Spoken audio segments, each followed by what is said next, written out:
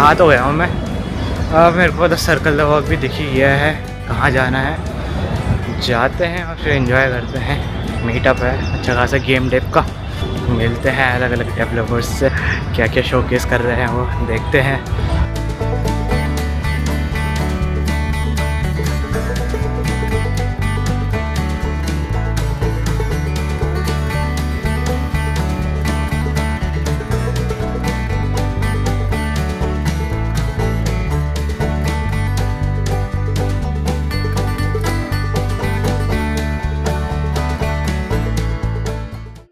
No breakfast today. No. Yeah, we'll try to change that by today. So we have very exciting day planned for you with some industry talks, fun workshop, and some cool game showcases. And we like to extend a special thanks to the Windsor team for supporting us in our efforts today. And we'll start with a few keynotes first. Right? And we thank everyone for joining us today, and we hope you have a good time today.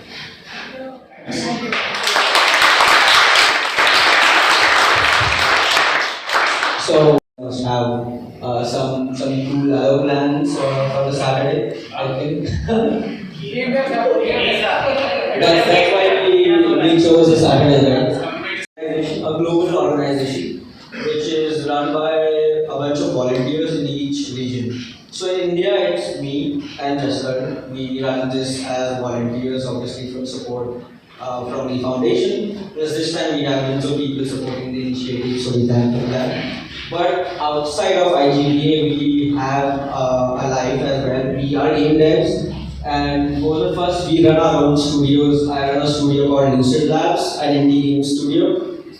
Jasper has an app role studio which is into creating third-party titles plus first-party titles. So feel free to check out our games, follow us around, and yeah. So we just do it for the love of community. As I said, it's a volunteer-run organization. We just love having the community around and just listening from the community.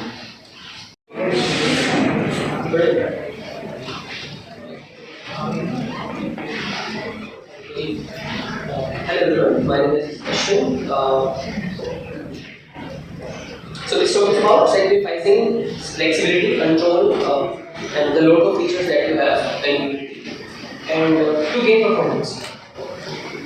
So yeah, this is what I do. I love to over-optimize. It's not recommended. So whatever I'm gonna share with you today, don't apply it right away. So it's not that simple. So context and disclaimers. So first thing is that Unity is a game engine and it is there to provide you with all the facilities. So it will provide you all the features to make things as good as possible, but it's your responsibility to make it performant and to make it run. So don't expect Unity to provide you with the fastest and most optimum way of doing things. So we work on open world games. So it's a huge commitment. It looks very whenever you have some flexibility and you have some features and you don't want, you should try to find a way where it is not given to you. Like find more ways that you can just simply ask the thing that you need to do instead of all the flexibility. So I'll explain it. So it's all about the creative. Some people just accept these are the things, that's how they are, and you can't change it. So if you try to find like, this is the thing and I only want this much, but if you go for more like this is already given to me, I'll use it all of it. So it will cost you a lot of performance and there are things. For example, game object. Game object has a name. So do you really want a name, like do you really want to change it all the time, or it's just there for to look good? So it provides you if it can be active or not active, it gives you layers, text, components, transform gives you position, rotation, scale, a lot of things. Even LOD groups we use a lot of them, so it has a lot of variables which are not often they often don't vary, they are mostly static. Like once you rename the thing something, it will remain that for its whole cycle. Then we have mesh renders. Mesh renders looks very innocent, but they are not. So they hold a lot of references and a lot of variables, and we don't often change it. So what it costs So mesh renders, we had a project and it had around, it shows about 200 about 200 items, mesh renders.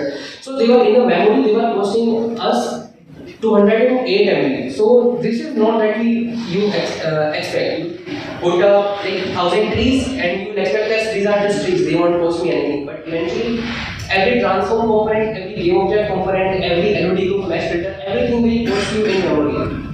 So it's not just the tree, it's not just the textures, it's all of them. So the question here is, when you want to do something, just think for it and try to find what is the minimum stuff I want the unit to do for me. For example, if you want to render a mesh, you want just a mesh to somewhere look in your scene or game, just use the API of the Unity, like graphics.render mesh. It will just take the mesh you want to render, the material you want to render, and where you want it to render. And that's all. You won't have any layer game object or whatever that will change. But this will be like super fast. Like there is no comparison. So I might be able to share comparison later. So if you have like 1,000 game objects, so you can, let's say you have a tree and it is at 1,000 different positions. So you can ask just Unity to render, like you can give the Unity 1,000 different positions and ask Unity to render the same mesh at 1,000 positions. So this will be the fastest way to render something. And if your trees are moving or you have something else that is moving in the scene, so you can change those positions every frame and then give those 10,000 new positions you want them to render. If your model is even simple, for example, you have often you have a uniform scale. It's not that every object is scaled at XYZ. Mostly you will just set it to 2 and 3 and sometimes things don't even have the rotation. They look as it is as the mesh is. Or sometimes you have just by location. You have like trees don't usually are not tilted that much. So and you have fixed position. For example, you have benches, you have poles like street poles. They will be there for entirety of your game. So they are not gonna change. So the even better solution is to send all that positional and location data to GPU, upload it there, and just tell Unity that I have that information about the position and location. Render that for this mesh, and this will be the fastest way possible for Unity to render a mesh. And this is okay. I have something to show you this.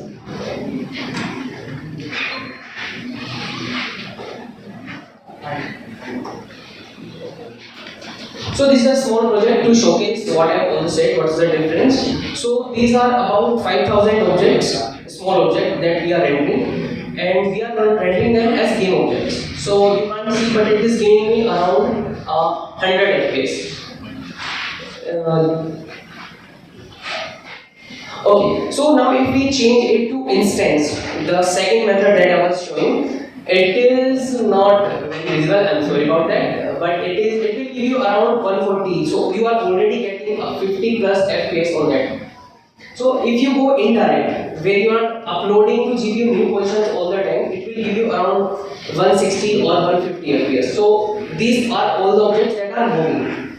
So if we go for the objects that are not moving, actually the effect is even more exaggerated when you have more objects. So it scales very well. So we are now about 2,000 objects and all are moving at the same time, and we are getting about 50 FPS in the usual traditional way. For instance, we are getting up to 60, 65, and if we go instance, we get around 80 if it shows, or we are getting 90. So it scales very well. For the objects that are not moving, we will get around 200 FPS if we are using instance, and if we are already uploading all the position info to GPU, we will get around 220 or 230. So this is the model that we are using in our games to achieve as much performance as possible on handheld devices. So if someone knows about custom kernelling, so what about that? Because Unity also handles that if some tree or some object is not visible on your camera, Unity will skip it. The term is culling. The Unity will cull it for you. But in this method, we are just telling the GPU to telling the Unity to just render them, just forget everything and just render. So what you can do is you can split your scene into small chunks. Like instead of asking Unity to check for every tree and every pole if it is invisible in the camera or not, what you can do is like make a group of 10, 20 or 50 objects and check if the object is visible or not. So it's like basically culling the whole group. If the whole group is visible, we will render everything, otherwise we won't. So we are saving a lot of things on culling. Not checking every object if it's visible or not. So another thing is that Unity provides a lot of features. We have several different lights. We have 3 types of fog. We have reflection mode, light mode, cookies, and height maps and normal maps. So usually all of them are not used in the phone. So like no, I have not seen any game which is using 3 types of fogs. In differences, it goes from linear to exponential or anything, and you are using all the lights and all the shadows. So what you should do is you should strip away all those features that are not used by your game, and you will get a decent memory benefit, RAM benefits, and a smaller build size. So yeah, I think thank you. That's all. And I'm here shortly. So if you have any technical questions or how to implement them or what are the results, I'm here for all the questions now. If there are any questions, yes, ma'am.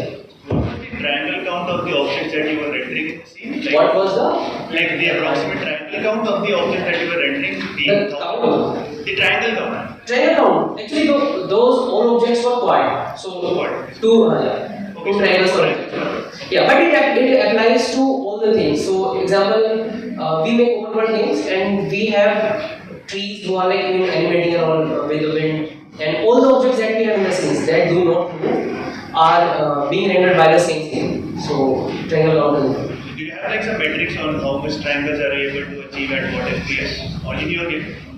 Any like ballpark amount? Actually, it really varies. So, the stuff is when you use indirect rendering, you can render all the objects with a single draw point. So you already are at a very good state, right? So I don't have numbers, but I can show you a bit later. I have a phone. Chance. What about skeleton objects? What about? Skeleton objects that are animated using skeletons. Okay, skin mesh. Yeah, skin mesh. You can render them as well. So it's see the difference between mesh and other skin mesh is just the shader, how the shader will handle. So this pipeline is just to take the object from the Unity, the mesh, and provide it in the fastest way possible to the GPU. So rendering will still work as it used. So skin mesh, bone mesh, and in the if you have heard, I think Ubisoft did something. It populates a big crowd. So all those crowds were being rendered by the instance method. They were not the game object. Does that answer? Yes. How does grouping help with the performance? Grouping? Yeah. The chunking that is mentioned. Okay, so let's say you have grass, right? So if you have a game object as a grass, so for the any renderer, Unity will check if for the any game object if it is visible in the camera or not. So it will post performance. But if you already know that if I am looking at that side, I am definitely have around 100 strands of grass there. So you don't need to individually check for all the grasses. You can just have a group and check if that group is. By I mean, a group means basically Unity checks if a bounding box is inside camera or not. So your bounding box can be bigger and all the objects can be inside of that bounding box. So if the bigger group is visible, that means all the inside objects are visible as well. So it saves a lot of performance. You talked about stripping the unused features. Stripping the unused features, yeah. So I would assume that is just like not enabling them in the graphics settings, or do we have to do something in particular? Okay, so In package manager, we have a lot of features there that we can just disable as package. For example, we don't have nav mesh in our project, so we can remove it, and lots of other features included there. But then there's things like fog. So for these kind of features, what we'll do is we will use the skip in shaders. We'll just skip their variants. So the compiler won't like take them to the grid because Unity doesn't know. Unity have that feature, no? You can change the fog at runtime. So they don't know if you're gonna change it or not. So you can just direct there. Don't include those ones. Okay. Thank you very much.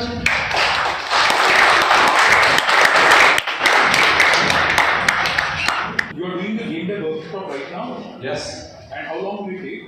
How long do I have to run? I have 45 minutes, so I don't have time to wait around for everyone, so I'm gonna just bully you into groups. Okay, so 4 to 6, done. How many people do we have here? 1, 2, 3, 4. 4 people here. Done. This one, you can join these 3. Oh, also, Chirag has warned me that you don't take part in and also, we don't have time because I guarantee in about 30 minutes everyone is going to be really, really hungry and no one's going to pay attention. So we're going to get into your groups now. So we have 4 here. Okay, great. Go back. 2 group में मत बैठ. By the way, if you don't know anyone in your group, like turn around, say hello, and share your name. Introduce yourself like normal people. Pretend that you are not nerdy people and you have actual social skills for a second, please. Say hi. Back to work. Yeah, who's being noisy, guys? 2 minutes. The most important thing I'm challenging is speed for every single team here. I'm not looking for a full game, I'm not looking for a full level, I'm not looking for a perfect idea. I'm looking to see how many ideas within the constraints and rules I can give you, you can come up with in 30 minutes. Explore every possible application of the idea, and then explore every possible application within a space of movement or level design. So I'm looking at how you guys do teamwork, how you communicate with each other, how you talk to each other, how you're going to break down the mechanics that you're coming up with. What is the level of space or the environment that you want to use? I'm also going to be looking at how you're going to describe your mechanics and how they are used and why they're being used and why you believe they're fun. Problem is, the idea was that I would go around to every team and give critique and feedback, but we have really stressed for time, so what I'm going to do is, I'm going to just walk around while you guys are working and talk to each and every single one of you as a group and see what are the ideas you're coming up with, why, do a feedback session, and just go over. The idea here is not purely like focusing on one thing. The idea here is to make your design brains just keep working and pumping out ideas. It would be great if you want other teams to critique your ideas. I'm perfectly happy to do that. We don't have time, but if you can find time to do it, feel free to do it. Okay, few rules. You're limited to 2D Mario only, not the 3D Marios, only the 2D Mario games. And that includes every 2D Mario game from the original 1985 all the way to Super Mario Wonder today. I want you to make as many ideas as you can think of, and I'm reiterating this, speed is your priority. Okay, your mechanics that you're coming up with, it has to be on top of Mario's current skill set. Run, jump, triple jump, side jump, wall slide, including all his power-ups as well. You don't have to go all the way and make a full prototype layout and make 1 to 3 levels. That is just a goal if you want to get there as a team. Remember, I'm testing your teamwork as well, so you need to decide to what level of detail you guys want to make these ideas together. You don't have to make full levels. You can also make much smaller set pieces. I have a few examples that I worked on last night. I'll share with you in a second so you have an idea of what I'm talking about. For those of you who think visually like me. I'm perfectly happy for you to guys go online and just like research all 2D Mario's skill sets if you don't know them. If you haven't played a Mario game and you're in the game dev industry, you need to change that right now. But if you played a 2D platformer, I guarantee pretty much 101% the first game that team looked at would be a 2D Mario game. Something I do recommend, Super Mario Maker 2 is probably the fastest way for you to get every single 2D Mario skill set and power up that has ever existed. So if you just go to that game's wiki, you will immediately get a list of things that you may want to look at. Okay, now a couple of more constraints. the mechanics you come up with cannot be a direct copy of an existing Mario skill or power-up. That's the first constraint. You are okay to remix an existing skill in a completely different way or mix and match it with something else. Because we have time constraints, so I put that rule in there. Another thing I want you guys to think about, and this is more constraints on you. So Nintendo has a level design philosophy that they like to use. So first they introduce the mechanic, then they give the player a safe space to try that mechanic out, to see how it works, what its applications are, everything. Then they challenge the player without a safe space, and then finally what they do is they reapply that mechanic in a completely different context that they didn't do in points 1 to 3. Just to give you an example, when I was thinking about this, so I basically ran myself through my own workshop, and this is the idea I came up with. I have never seen Mario use a plunger, and Mario is a plumber. I have never ever seen him use a plunger in any single 2D Mario game. So how am I using Mario in a plunger? Well, just let players explore the mechanic. He can catch an enemy, he can throw the enemy.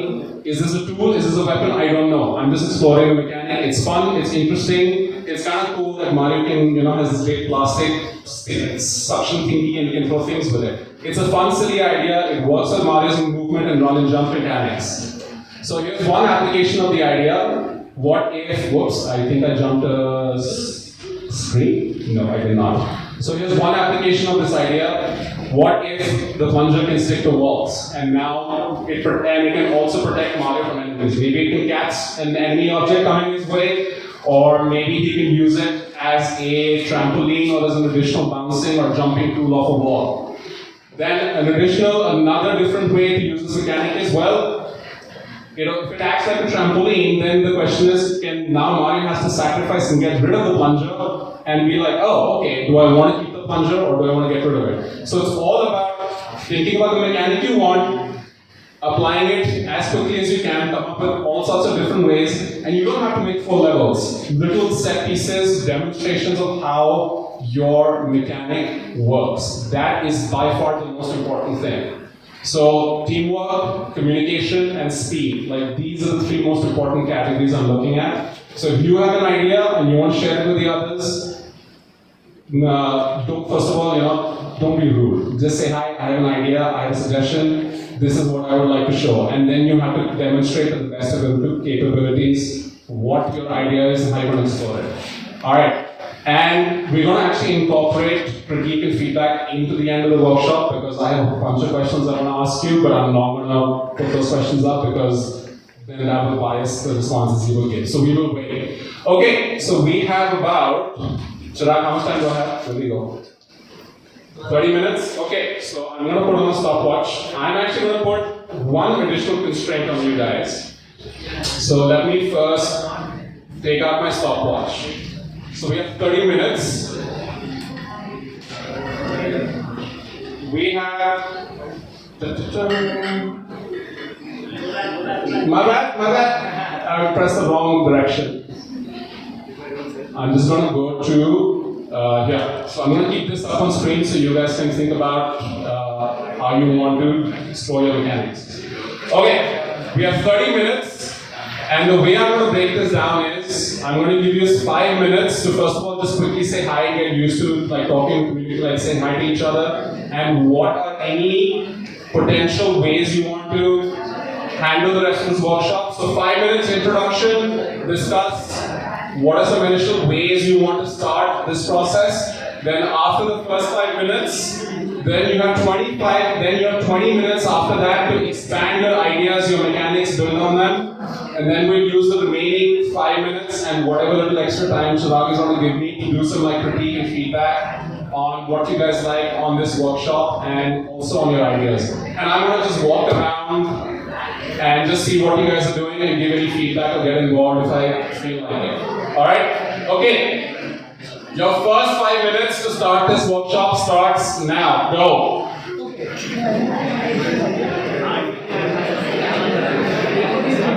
It's rapid prototyping, which means the most important thing I'm challenging here for every team to do is speed.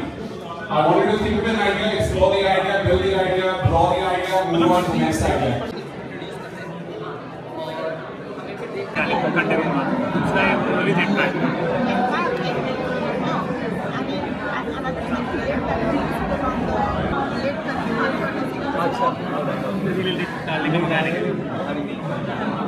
Jet में अच्छा है लेकिन जैसे star मिलता है वैसे लेकिन उड़ता हुआ जा रहा है जेट में बढ़िया I have thought of three mechanics. One is Mario picks up stick. He can bash at enemies with the stick. The second is Mario eats burger. This is a slightly sort of childish one, but it's still a funny and childish one. He can stand in front of enemies, turn his back at them and fart at them. So it will temporarily put them to unconscious. And farting से क्या होगा? Unconscious है क्या? फिर उसमें force में जैसे वो जंप करते हैं टॉर्टॉइस पे और टॉर्टॉइस वहीं पे बैठ जाता है ना, लाइक दैट. तो ये बस खाएगा and fart करेगा तो खाएगा तो ही presses a button just like the bullet वाला dynamic and he can throw a fart behind him at the enemy. ठीक है behind him. हाँ. The third is that Mario drinks Coke. We need double the time. ठीक है base इससे मत शुरू करिए, बंदा बहुत मेहनत है. We are doing very well. Okay, let me just- Flow is very well. So we are discussing. We have just started sharing our ideas. Alright, what I'm seeing is a lot of words. I'm not seeing a lot of visual breakdowns of how mechanics work. We're gonna decide on a few mechanics which we're gonna divide and make it up. Alright, but I would suggest to speed up. The only reason I'm not asking you guys is because there's a lot of experienced people in this group. So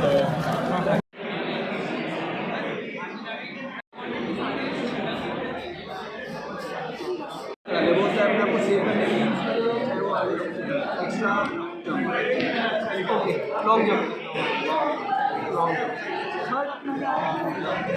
Everybody was looking at, and and I think one of the common things that I shouted at everyone was, why the hell are you talking or writing text? Games are a visual medium. If you're talking, immediately go to drawing so you can demonstrate visually what your idea is.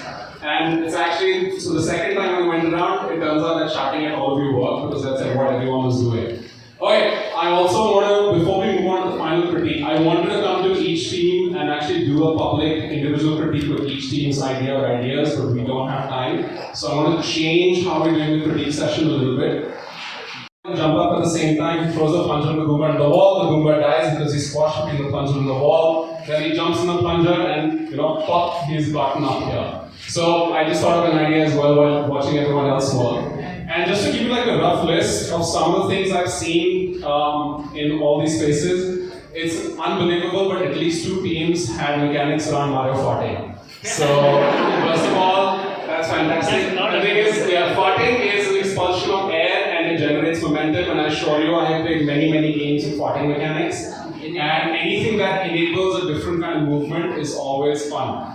One of the teams, which was the team with the spaghetti and hook? Yeah, these guys came up with a grappling hook that was made of spaghetti.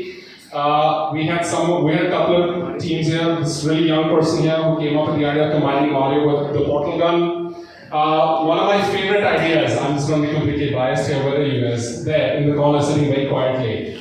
So they removed Mario and Luigi's jump mechanics entirely. And what they did was that they had to summon each other. What Mario and Luigi have to do is, they can't actually jump and traverse a wall jump. What they will do is, they have to pick their sibling and literally either throw them or teleport them to where they need them to go to enable the next environment. That is a fantastic idea, right? Because you can take existing Mario levels, remove the jump, and now basically Mario and Luigi are just throwing each other to where they need to go. It's fantastic.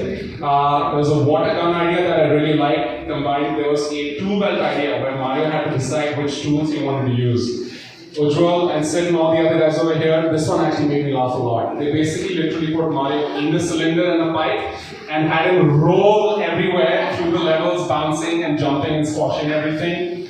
So the idea here is like just listening to some of the ideas and feedback and what you guys are telling me. You guys are actually using your design brains and applying interesting ideas of traversal and movement and exploration of how to move around in interesting spaces. You were all coming up with ideas that gives players possibilities, because ultimately that's what games are. अगर मैं player को A दे रहा हूँ, वो A के साथ कितनी चीजें कर सकते हैं. If I'm going to give player B, how many things can they do with B? If I'm going to give player C, how many things they can do with C? So, because we don't have time to do detailed individual team critiques, what I'm going to do is I'm going to ask a bunch of questions. that I want actually all of you to quickly ask of each other, and then just speak publicly or let me know, and I will give critique on that. So this is going to be more a group session, but I actually want to clarify one thing before I do this. Because I actually know the industry and the people in this industry well. All the artists in every team, I hope all your team members didn't like cancel you and get you to just do all the drawings. No? Okay. Looks like in some teams this actually happened. I apologize for my fellow designers and programmers. For some reason, when they're terrified of drawing things, I don't know why. Because they should be drawing way more. Okay. So let's get to the list of questions. I actually want you guys to discuss with me and just give me like a quick 1 or 2 line summary, and we can discuss it in a little bit more detail, so that at least the critique session applies to everyone. But obviously the context will be the 30 minutes you spent with each other. So first of all, how did it feel like to build so many things so quickly? And don't give me answers. Discuss with yourselves and tell me if it felt good, bad, weird, new, engaging, yes, no.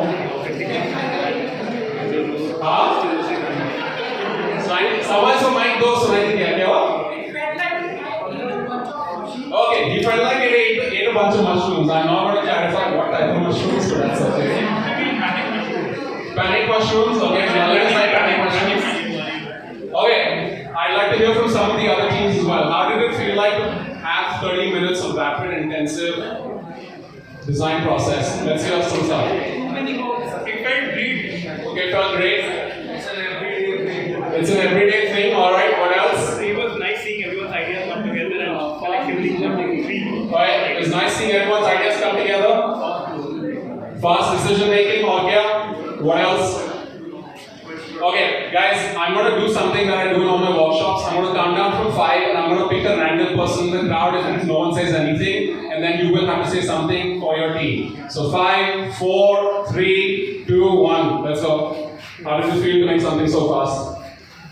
You don't have to stand up, relax, it's not school. Yeah. So it was fast, and then we made changes also fast. So if we found out that this is not working, we changed it immediately. So, and how did you guys decide that something wasn't working? Like, concept basis for decide here? So it was that the basis, it's not fun. It's not fun, great, okay. Let's pick another random team. You guys here. How was the experience, yeah? Or any one of you from your team members? Actually, it was fun. Actually, we had so many ideas, but it was very hard to compile all of them. Compile all the ideas? Okay, what about you guys? Oh my god, one of you speak, you're adults, you have a voice. For me, it was exhausting. Why? Why was it exhausting? In a good way or a bad way? In a good way. Okay, few. First of all, I couldn't come up with the mechanics. Okay. I don't think a lot. Okay. I couldn't design a game in 3 years. Someone supposed to design a game. But did it help that you had other people who were coming up mechanics so you could help them or explore with them? Okay. Okay, cool. So, right, this is another way. You will not always come up with ideas, but you can get involved with other people's ideas. My team in the back. Palak, let's go. Why was that fun? Huh? Pressure. Okay, yeah, no, pressure is good because as you know, I mean, there's many things I love about this industry. Being disciplined and punctual about the deadlines and timelines is one thing we're definitely not. So, little pressure is good. Okay, let's move on to the next question. How did you guys like the rules and the constraints that I set? Did you think they were helpful or not? What rules? Not quite. No, seriously, the rules and constraints that I tried to set. Some of you broke them, that's okay, it's not that important, but did the rules and constraints and some of the limitations I set upon you guys, did it help in any way? Okay, starting point, what else? It helped us focus. Okay, help you focus. Ujjwal, you got something to say? You're looking very intently. Same thing, okay, hi in the back. Sorry? Okay, you were able to navigate your ideas better because you had limits, okay, or yeah. You were able to visualize it. I had to shout at a lot of the teams to get to drawing and visualizing, but that's okay. So that's another, and the reason I set so many rules and constraints is it's very easy in games to get lost into an idea and just keep exploring it forever. You can technically make things forever, and trust me, I know people who have built, who are still working on things like 15 years later, and they're like, it's not done, which is crazy. But it's not like I'm not guilty of that. I've also like spent my time on an idea, and then like 10 days later, I'm like, oh my god, I'm still where I started and I haven't made any real progress. So rules and constraints and having creative pillars or some limitation of some kind helps you to exercise your creative process. Okay, did my rules help? Okay, now this is a big one. Now I know with some of the teams where you're already friends or colleagues or some more senior people know each other, communication there is a little easier. But how did all of you find communication with each other? It was good. At least for our team, it was good. No, okay, more specific than good, please. We divided the ideas. We sort of took everyone's ideas and voted. So it was a collaborative effort. And also time box set. Okay, 5 minutes only. Okay, so Nakul said something really interesting that I really liked. So Nakul said that because we were a large team and we knew we had 30 minutes, so the very first thing we decided was come up with an idea, and then everybody was given like a time limit, like, okay, you guys have 5 minutes to figure out as much detail about this idea, then move on to the next one. So, and he calls it time boxing, which is a fantastic way of doing really like fast, rapid exercise, like punch minute, move on, punch minute, move on, punch minute, move on, right? What the other teams are like? I'm interested. So these are, by the way, this is the team that came up with Mario and Luigi summoning each other. How did you guys manage communication?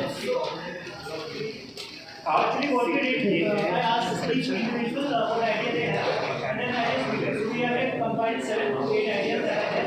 Then we decided which idea looks good, and then we combined it. Okay, this is a completely different. So instead of time boxing, this is idea boxing. So what he just said, for those who didn't hear, was he said all 5 members of the team, they just put all of their ideas in one place, 7, 8, and simultaneously they decided together, good idea, good idea, good idea, bad idea, bad idea, bad idea. There was, I'm assuming, no bad feelings about anyone's ideas that were shared. Exactly. But the point is that because as a team they decided, let's get rid of the crap ideas and focus on the good ones, they could immediately start focusing on level design, application, and then they eventually came up with, the summoning idea like looks most promising. Okay, I'm curious if any other teams, like how did you guys communicate? I'm actually curious about you guys because I really like the rolling idea. And then we just picked the last idea. Or you can do this also. We made a list, they picked one randomly and they just said they committed to the idea and they just went with it. It was literally the last one. It was literally the last one, okay. So, but that's another way of doing it. What about you guys? So, like one person said a block and then we were building upon it. Like everybody was. So you started at some base level,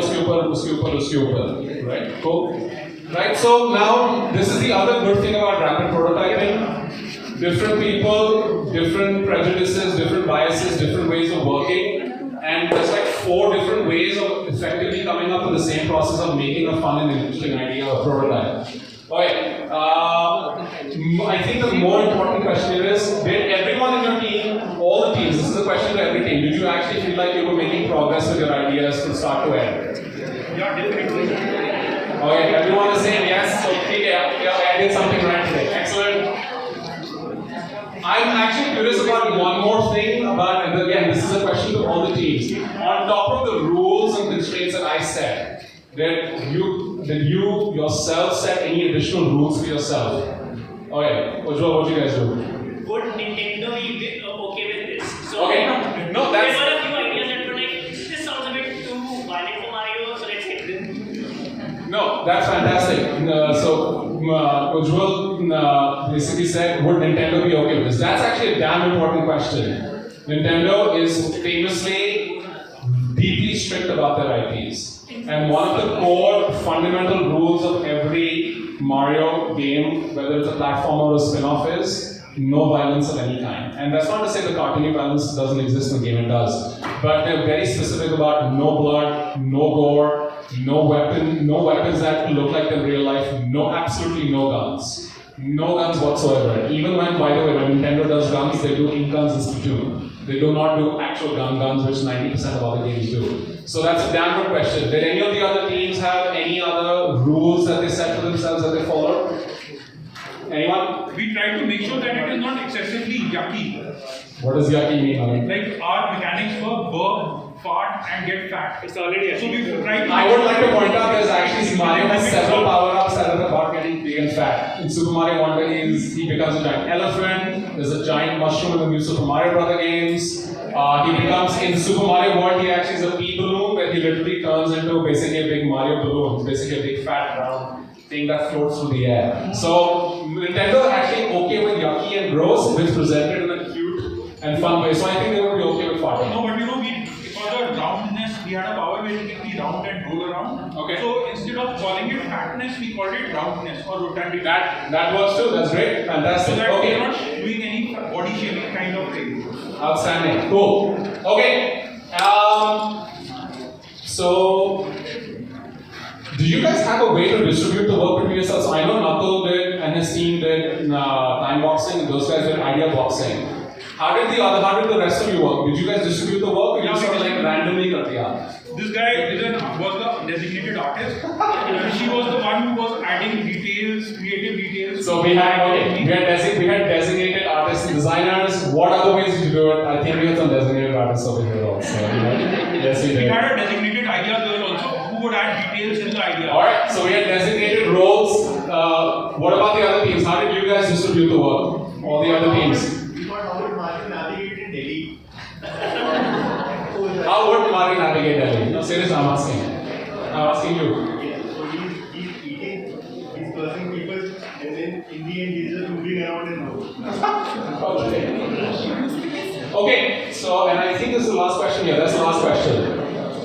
If you had to, now that you've actually been through this exercise once, and if let's pretend for a second, we're going to do it again. Now, in like 15 minutes from now, we will do a second round, but with the same teams. What would you change? What would the very first thing you would change, or improve, or not repeat that you did?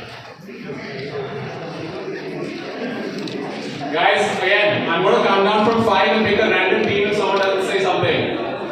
5, 4, 3. We were divided the idea, so whoever had the idea took the responsibility of creating the idea of the team. What I would do differently is I would not work on my own idea and do someone else's idea. Okay, Nakul said something good. He's saying one of the things he would change if he did this exercise again is, instead of worrying about everyone's individual idea, he would actually just listen to whichever idea he liked first, no matter where it came from, and help to build that further. Alright? Anyone else? What would you change if you did this exercise again? Sketch out more ideas. Sketch out more ideas. What about you guys? What would you change if you did this exercise again? I'm asking. Huh? Use ChatGPT. I'm not sure you want to say that to Google Game Devs, but sure. What about you guys back there? क्या change करोगे? More ideas. Okay. Alright guys, I think we're out of time. I'm just gonna wrap. Wait! 2 minutes. Before I send all of you for lunch, I'm hungry also. So first of all, thank you. I hope you guys had fun. And this one of the good things about rapid prototyping is it's not just good for workshops, it's actually just good to take half an hour out for yourself and just have a design or an idea journal or a design and idea process for yourself to keep your design and your creative brains fresh. Maybe the most important thing is it helps you discover what your creative process is and what your design process is. I'm also going to do a shameless plug. So we actually have our game in soft launch. If you just go to the store, it's called Pilot Ironbird. It's on both iOS and Android. Feel free to grab it, download it. Please give me feedback if you do play it. I wanted to show you guys an updated build, but we have 10,000 bugs and it's not worth trying. But we will be launching in about 3 weeks. But you're free to see this build on the store right now. This build is about a month old, but that's okay. We'll be updating it next week. But this is the game we have on the store right now. If you do play it, give feedback to me or to any of my team members. They're sitting way in the back over there. Guys, put your hands up. That's all of them over there. Send them feedback or say hi to them. Alright. Okay guys, thank you so much. I had fun also. Okay, one second. Before you all go for lunch, can you please put all pencil shavings, all papers, all on the stage here in one place so they're easy to clean up and we don't leave a mess.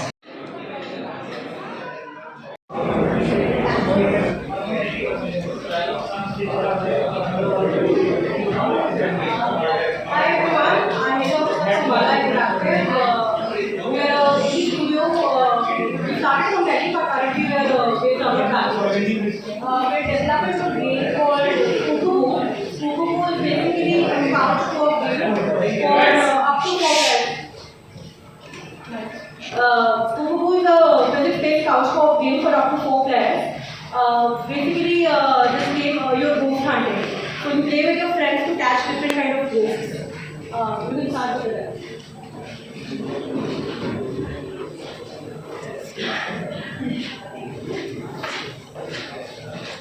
So, have you guys played Overcooked? Right? So, it's in the same theme, same genre, couch co-op party game.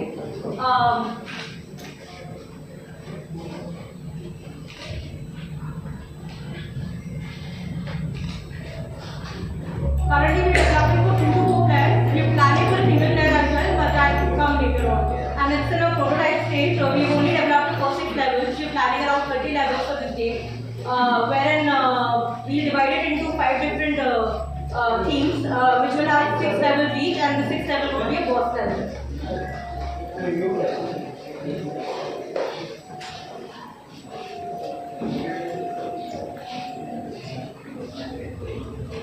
So for the basic core loop, you need a trap to catch the ghost. This is your trap. The glowing orb thing is your trap.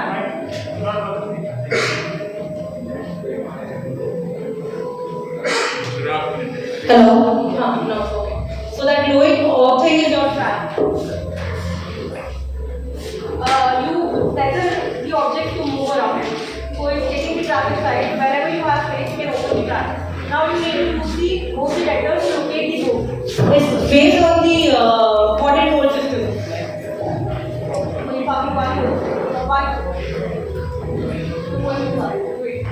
So when you use the ghost detector, that will tell you the location of the ghost in the area, right? Because there's such a big map, you have to locate where the ghosts are. Once you know the area, use the scanner to identify to reveal the ghost from the objects. So he's using a scanner, there's a loading time. If the ghost is in the object, they'll get revealed. So there's the ghost. Now you have to tether the ghost, catch the ghost, and bring it to the trap. Since it's physics based, the ghost resists and it pushes back. So then you need the help of your friends to take it to the trap. This is a very simple ghost, so it doesn't have too much weight. So it's easier for one person to do it. But most of the ghosts you will not be able to catch it alone. You need your friends, you will have to call them to catch the ghost. So now what we've done in this game is basically, we have 30 levels, right? So every level will have a combination of different ghosts. We're planning around 20 plus ghosts.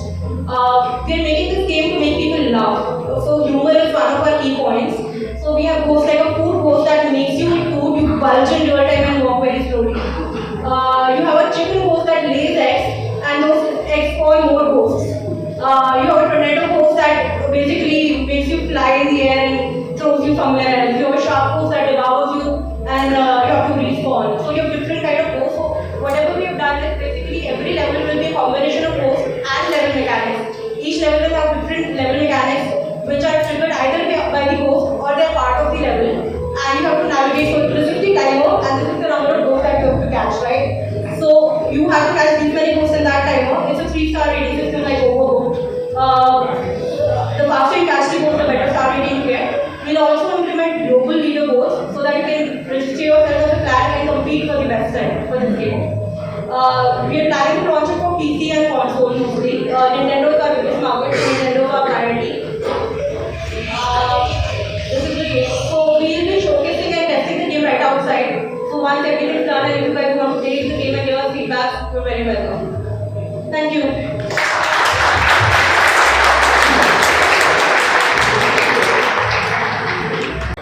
So this is the QR code for our Discord channel. If you guys want to follow us and get the game updates, please follow us on Discord. I'll be showcasing our game named Keylon, which I'll be showing you later.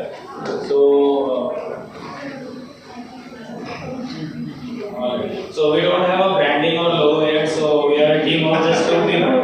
Recently started. So our left is and another co-founder is Man.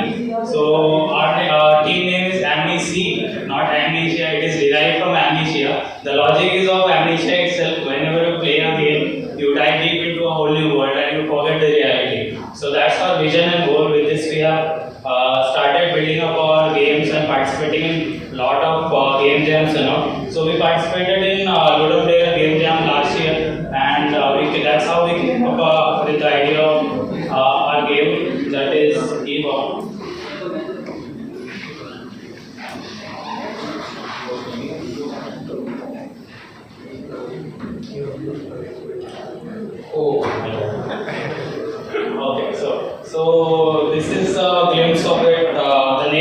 ground. The logic is like any game which we are planning, right? So it is based on some core mechanics of the game mechanics. So in this game, the goal is to restore the core mechanics itself. So we have added a story and flow and everything. So this is a planned idea, and the demo prototype will be using open source assets which we pitched out. And we are planning to release this game after development. It is in currently pre-production stage. So we are planning and building it targeting PCs and consoles, Xbox and PS5. And on the demo slide, I'll be showing a small video trailer. Okay. So this will show you the story and the gameplay glimpse of the prototype which we have. So this is a user, any player which is working on a PC. Deadline is there, so he is working on a fast-paced environment, and suddenly a thunder strikes. His keyboard stops working. So he also loses consciousness, and he tries to. This video is actually being a bit fast, so I'll be explaining it. Okay. So as a player, when a thunder strikes, keyboard stops working. He tries to fix the keyboard. He opens the keyboard, and again another thunder strikes, and he gets sucked into the keyboard world itself. So suddenly he realizes where is he, which world is this, and as he is in the keyboard world which is not fixed, lost all the mechanics, keys and everything is haywire. So he is also not able to do anything. He will not be able to move right, left, jump or do anything. So for the story part, we have made the player fall on the right key actually. So he can in the beginning only move towards right, and by moving right he has to select all other movement or the mechanics we call it, right? Left, jump. So in order to jump, you have to first explore the map, fight enemies, and collect the jump key in order to jump further in the game. Okay, so this is just a glimpse of the gameplay of the prototype which we had created and presented in the IGDC and IGS also last year. So you can see it's a like platformer game with a very nostalgic feel which we have tried to give to the user.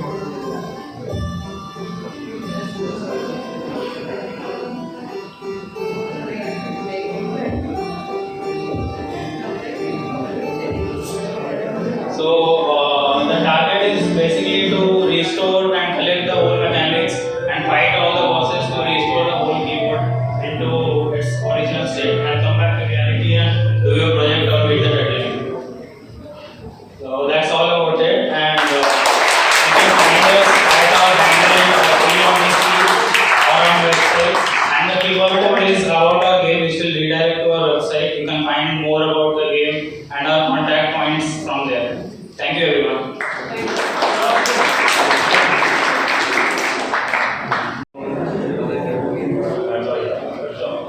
Okay, good afternoon guys. My name is Siddharth Bansal, and for those of you guys who already know me, you must know us by the name of Trimurti Games, but I have a special announcement to make on this event that we are rebranding our studio to Recall Games. So there are certain reasons why we are rebranding our studio name. I will leave that for later, but you guys are free to make assumptions that what is the meaning of Recall Games, what exactly it means. It has some wordplay to it. We will get to that later, but our goal with the game development is to make cool action games like that old school action games we used to play on arcade and that kind of games with fantastic high quality 2D art. So this is a game we are working on right now. It's called Ghost Yandra. It's a 2D hack and slash parkour game, and the game is set in an Indian cyberpunk world. So that is our one of the main USP, that the game is set in an Indian cyberpunk world. Usually when we talk about cyberpunk, it's either derived from American culture or influence from American society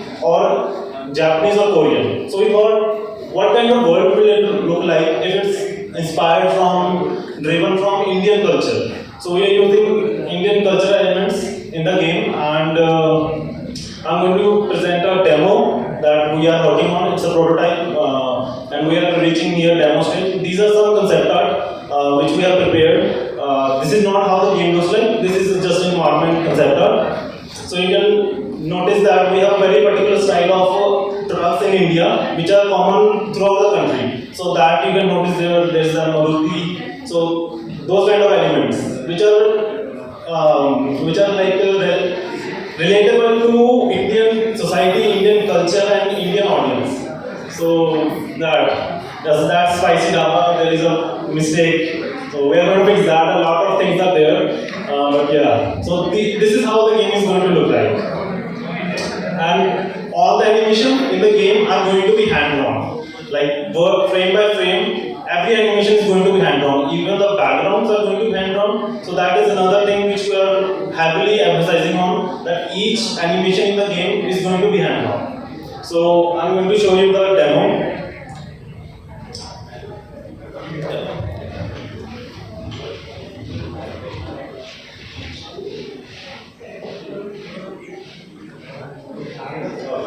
So this is the prototype right now. We are reaching near the stage of demo.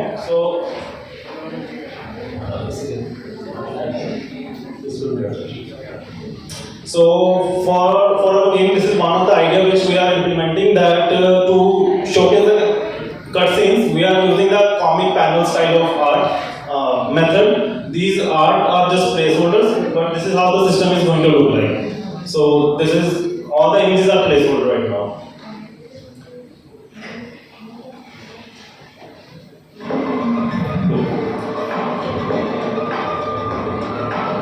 And even the animations right now which you can see on the screen are placeholder. Just the idle frame itself, not the animation, is finalized.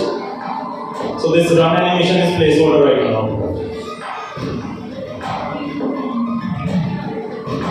In the backgrounds are placeholder. Most of the things are still like under improvement.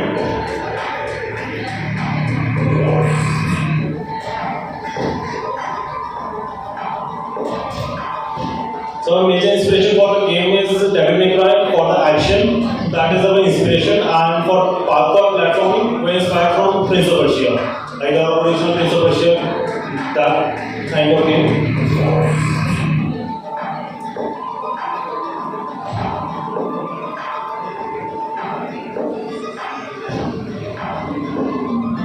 And for the combat, we inspired from Devil May Cry. So we have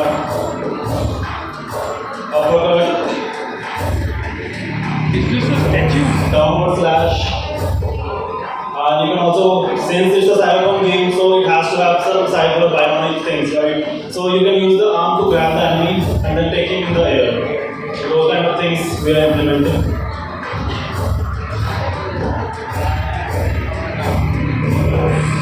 You can notice the animation are still placeholder, just this basic animation is ready.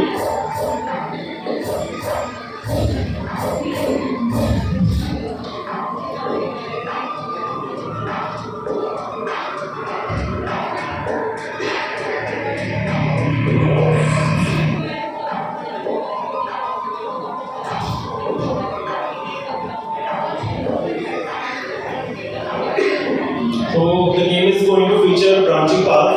So it's not like Metroidvania per se, but the structure of the map is going to be Metroidvania. So your players are free to choose their path, whichever path they want to take, but it will lead to the same destination.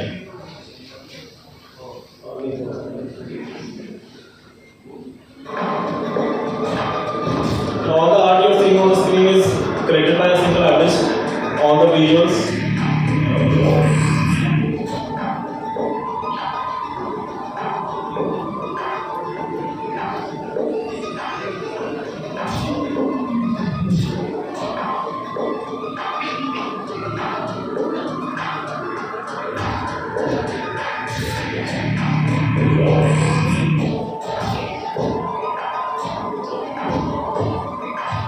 So that is what we are working on, basically prototype.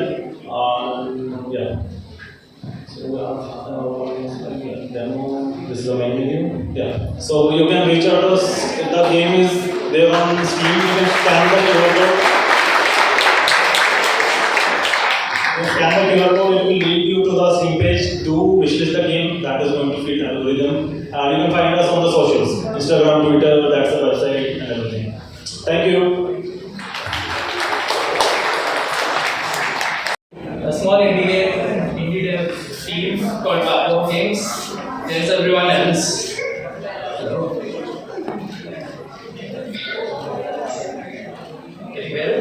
Yeah. Yes, yes. Okay. Okay. I mean, we're just three people making this game. We've been working on it for like 4 months. And it's called Rush. It's a very small high school game sort of with stealth mechanics because the idea is that Mochi, the main character, loves to gossip and you have to stop her from spreading the gossip in the high school. So I'll show you the trailer for this.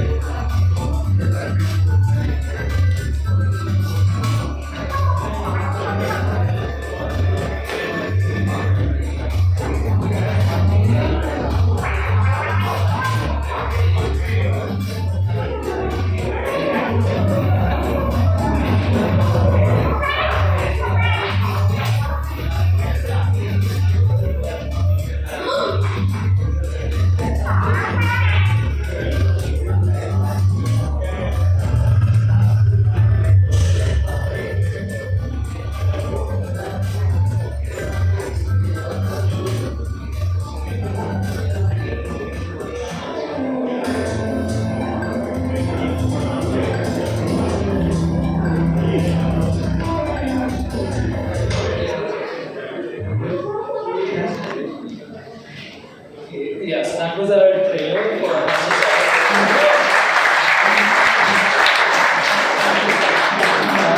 I'll give you a quick rundown of what all you can expect from the game. First thing is, it's like every level is like a day. You have to finish your timetables. You have a lot of tasks that you have to do. But since Mochi loves to spread gossip, the problem is if she gets near anyone, you have to pull her back, almost like a tug of war game. And if you succeed, then that's fine. But if you don't, then she'll go and spread the gossip to that person, who will go and spread the gossip to other people. And you have to finish all your tasks before the gossip spreads to like everyone. And the entire game, at each level, the gossip will be about a particular person in the school. So you'll have to, if you confront them, you'll have to play this Dance Revolution style minigame, and these minigames will be themed according to the character. For example, the influencer wants you to dance, and the bully is throwing food at you, so you have to like dodge. And there are like other characters as well. And the level design is like this huge, pretty expansive high school layout with 2 floors. And there are 5 levels, and the main focus is on replayability and mastery because you'll be given a score and you would want to improve that score and do challenges. So few points about release as well. We've crossed 150 wishlists on Steam, which is extraordinary for us. Actually, the number is at around 191 the last time I checked. But yeah, we're planning to release the game on Steam in September, and in August we are also planning to release like a demo of the first level. And yeah, like we also got an online booth at DevCon, which is, for the people who don't know, it's a smaller event that happens before Gamescom, but like we're not going to Germany or anything, we just have an online booth. So we'll post more about this event in our socials and stuff. But yeah, that's pretty much it. You can find us at Asashai on all the social media platforms, and the QR code leads you to our page. Thank you. You guys scan and make sure they have at least 300 wishlist by the time you leave. So last but not the least, we have we run Inverse Digital. This is Aman who's running the VR website. He's my co-founder.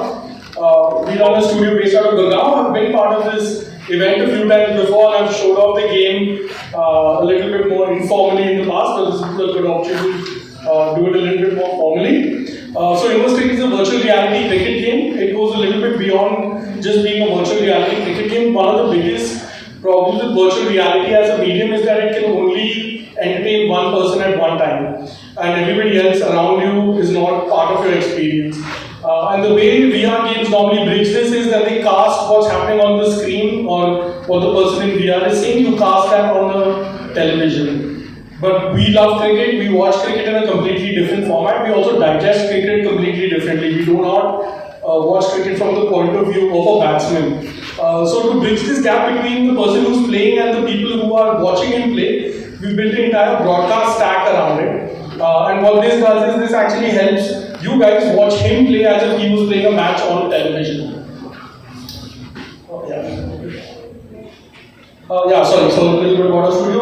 Inverse Digital, we're based out of Gurgaon, Sector 45. Please come say hi whenever you're in Gurgaon. Inverse Cricket is our title. We're currently in closed beta. We're also focusing right now on our arcade and B2B deployments rather than our direct to consumer.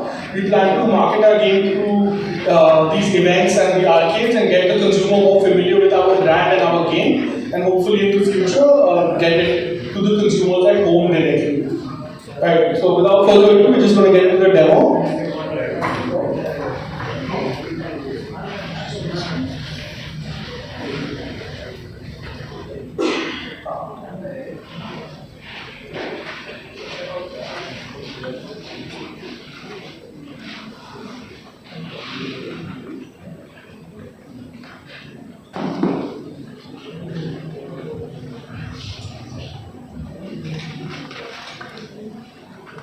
So right now he's playing, you guys can just see him moving around and look like an idiot a little bit. So there's no way for you to tell him chakka mara, chokka mara. You just have to believe whatever he says. Chakka mara na bhai? All right. I would right.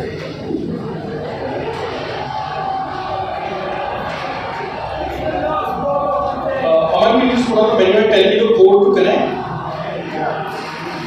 6 runs required.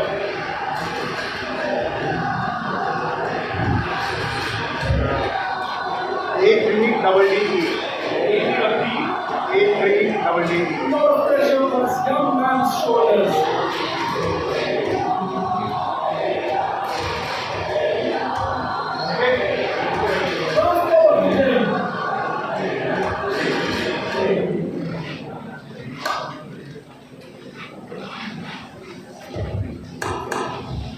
So we're now going to be connected to him, and you can see him batting in the nets. What we have here is also an operator-friendly module. So not only can you watch him play over here, I can also do things like put him in a different practice mode. Once this ball gets over, I will put him in a practice mode. Okay, so we have a few practice modes here. I'm just going to put hit target for now. And now he has to hit these balls between the targets, and he'll get points for hitting in them in the gaps or hitting the nets or the targets themselves. He missed that. किसी ने नहीं देखा, कुछ नहीं हुआ.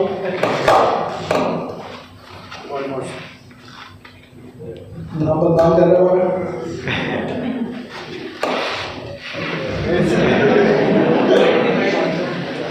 Okay, never mind. So we're going to move on now. We're just going to put him in a match.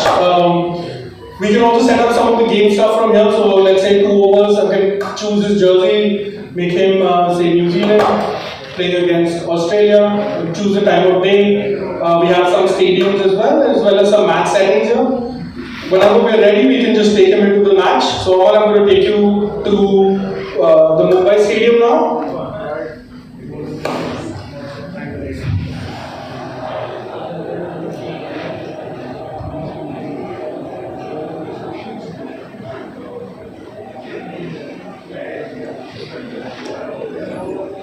As you can see, now he's in the stadium. Now you're watching it almost like he's playing on television.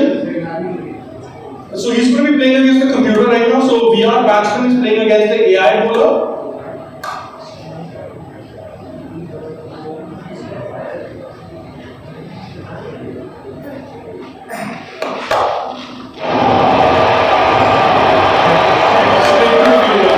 तालियां बजा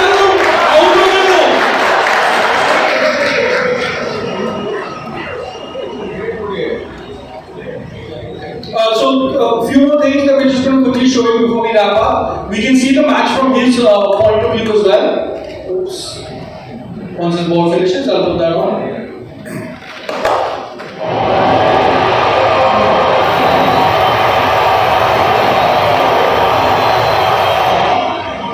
And then last feature that we have here is that, so right now he's playing in VR, but what if me as a friend, I want to play a match against him? How can I achieve that? The way to do that is to turn on the versus mode. Don't tap the back just here.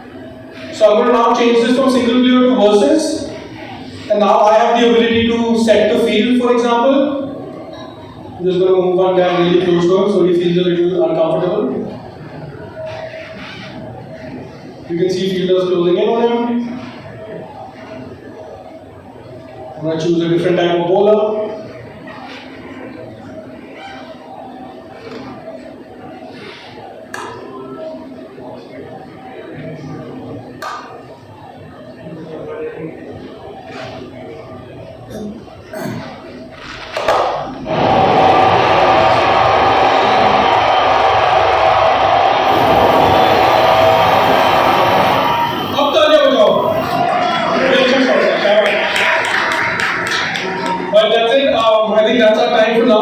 Hopefully, you guys will get a chance to play this. We might just have a little space dedicated to let other people try. Thank you so much.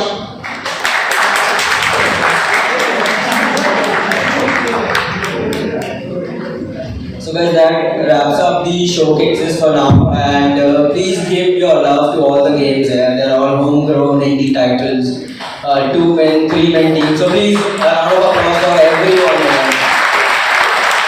And make sure you either call them, wish list, send them all your support. So there are 200 people in it right now. If we just wish list each one of the games, they'll just bump up in numbers, right? So show them some love, try out their demos, feedback. And so now we move on to the next session, which is strictly for all the ladies.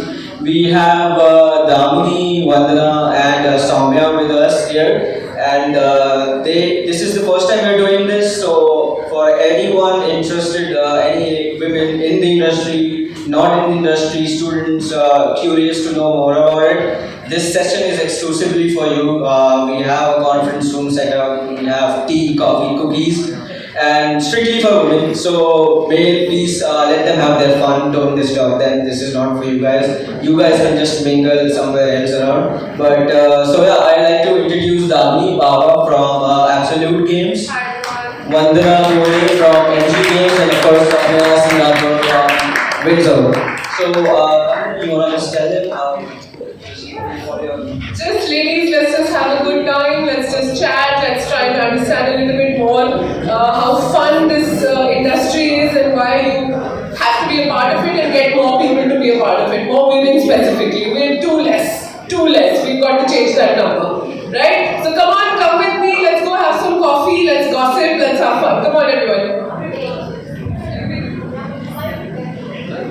Yeah, I think to make great products, we definitely need women perspective because we definitely have women players. In fact, we recently launched in Brazil, which is 60% women cable market. So yeah, would love to speak to both girls and guys alike about how we can make products which can kind of be global products, inclusive products.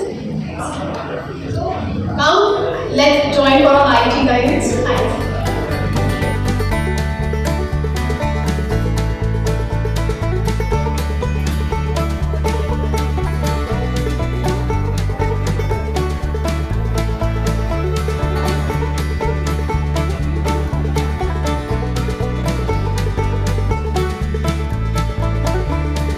Finally ख़त्म हो गया है event.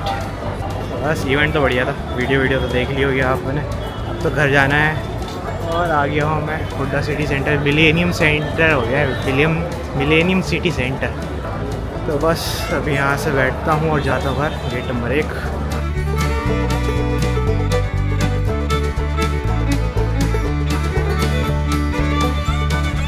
Dumna देखिए भाई साहब, NSEZ का metro station का मतलब मेट्रो का ही बैंक काम करना बंद कर गया है नोएडा का। तो कैश है तभी चल रहा है और नोएडा कैशलेस चलता है।